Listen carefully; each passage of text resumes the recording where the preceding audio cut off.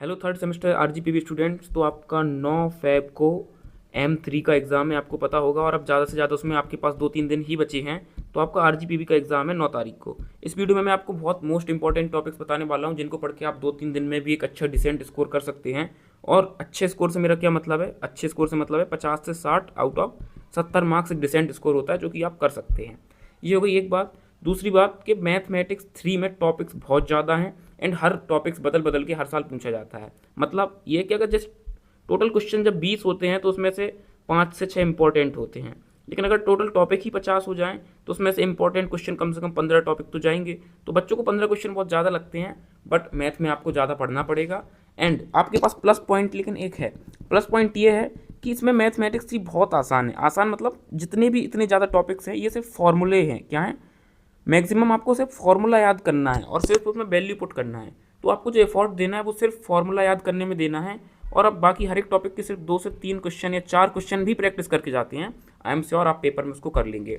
इसको करने का एक तरीका है, मैं लास्ट में एक बहुत इंपॉर्टेंट चीज़ बताऊंगा, वो बात सुन के जरूर जाइए। हम कोई टाइम वेस्ट नहीं करेंगे।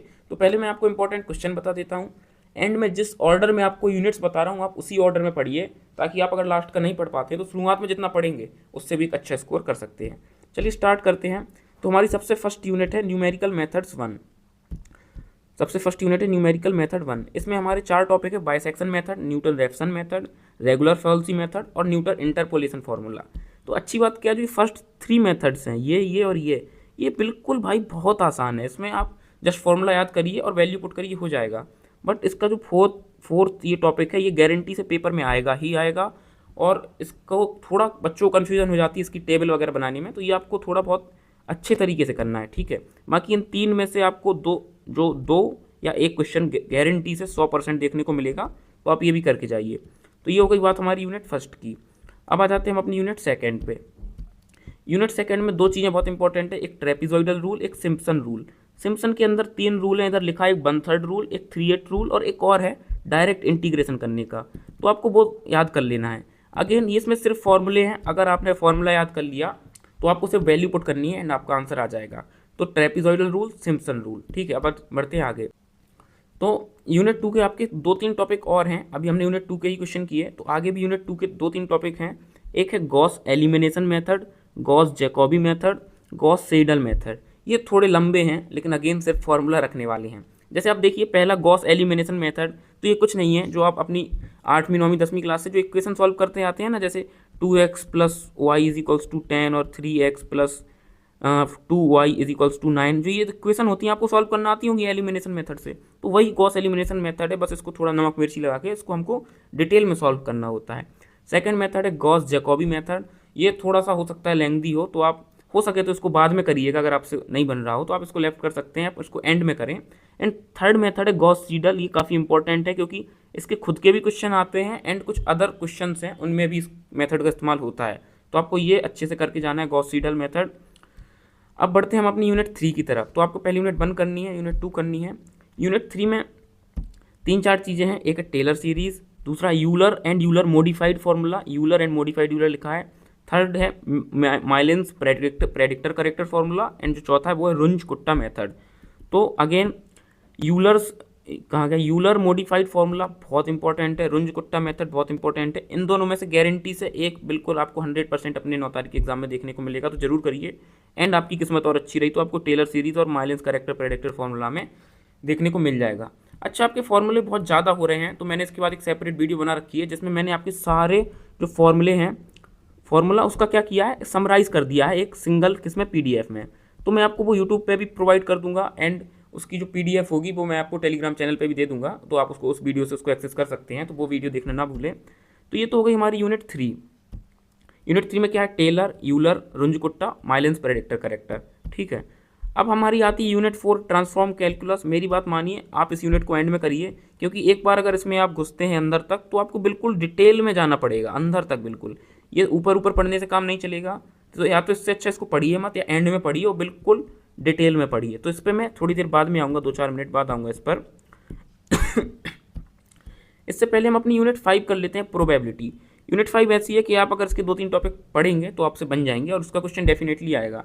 अच्छा, प्रोबेबिलिटी में 1-2 डेफिनेशन भी आती हैं, याद रखिए। तो कुछ प्रोबेबिलिटी में आपको थ्योरी देखे तो थ्योरी पढ़ लेनी है, मैंने इधर बहुत मेंशन नहीं की, बट कई बार एक आध दो डेफिनेशन आ गई हैं। जो प्रोबेबिलिटी में हमारे न्यूमेरिकल होते हैं वो आते हैं, एक मेनली आता है बाइनोमियल डिस्ट्रीब्यूशन पे, पॉइजन डिस्ट्रीब्यूशन पे। बाइनोमियल डिस्ट्रीब्यूशन कब लगता है? जब हमारे जो इवेंट्स होते हैं बहुत कम होते हैं, और जब बहुत लार्ज इवेंट होते हैं 100 200 500 मतलब 10-20 से ज़्यादा इवेंट होते हैं, तो उसमें हमारा पॉइजन फॉर्मूला लगता है। तो आपको ये दोनों देख के जाने हैं, इसके सवाल करने हैं, आसानी से बन जाते हैं।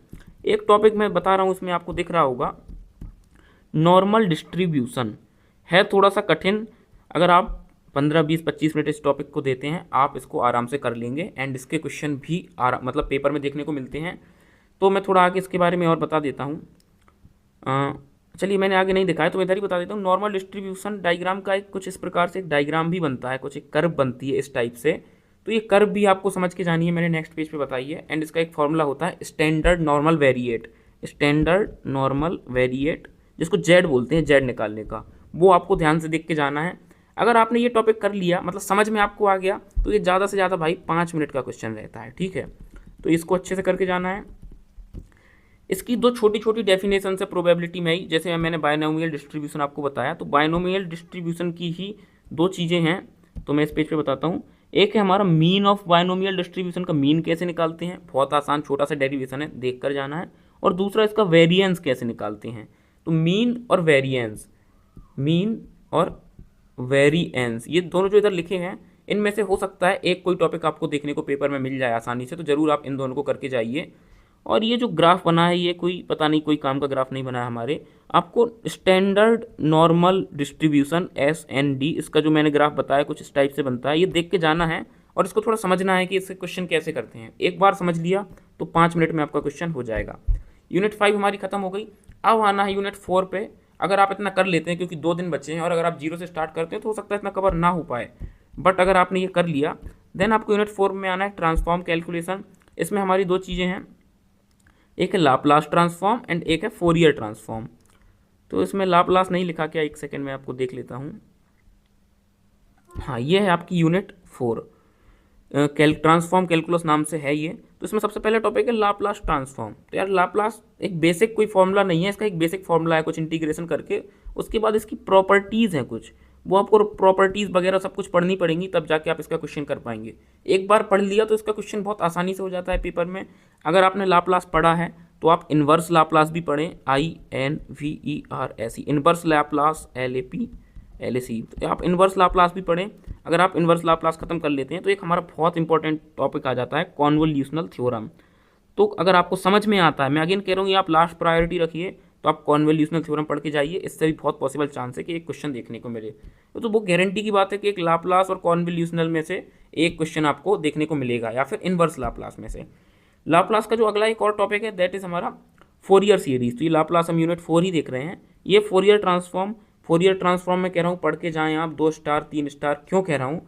बिकॉज अगर लाप्लास आपसे नहीं समझ में नहीं आ रहा है आपको, तो फोरियर आप करके जाइए। लाप्लास में जितनी प्रॉपर्टीज़ हैं फोरियर में उससे काफ़ी कम है, एंड इसका सवाल जो है वो बिल्कुल ईजिली हो जाता है, बिल्कुल आसानी से। तो आप इसको करके जरूर जाइए। बस, तो हमने अपनी जो 5 यूनिट हैं उन सबका डिस्क्रिप्शन मैंने आपको बता दिया। अगर आप यूनिट वाइज इसको फॉलो करते हैं, आप बहुत अच्छे स्कोर कर सकते हैं। और जो ये है क्या बोलते हैं, इसकी PDF, इसको मैं आपको डिस्क्रिप्शन में दे दूंगा, टेलीग्राम चैनल की लिंक, तो उससे आप एक्सेस कर सकते हैं।